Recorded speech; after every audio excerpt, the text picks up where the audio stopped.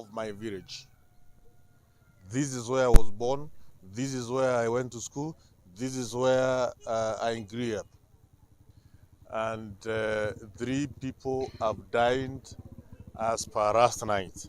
Calling upon the county commandant of police in Embu County that we cannot allow the people of this area to be dying, losing life because of businessmen who only want to make money.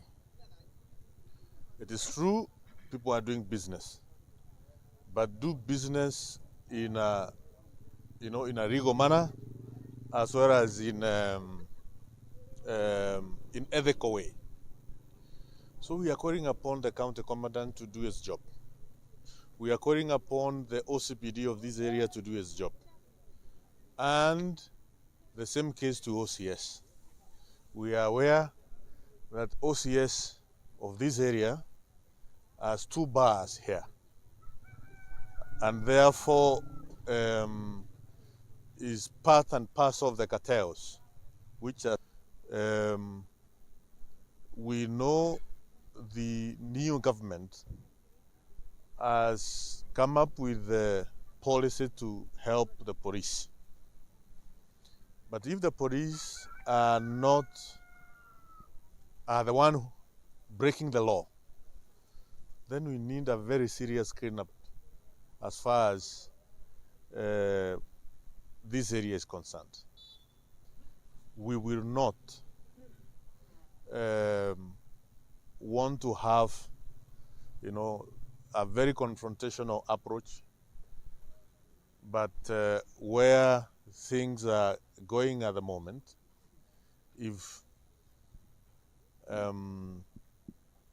the necessary steps are not going to be taken, then the people have the right to use other means. But to make it clear, we are not happy. We are not happy at all. We cannot allow people to lose lives. Niko na huzuni kubwa sana wakati tunaona tunapoteza watu wetu kupitia njia ya kunywa pombe hapa kwa hii eneo ya Cienyi.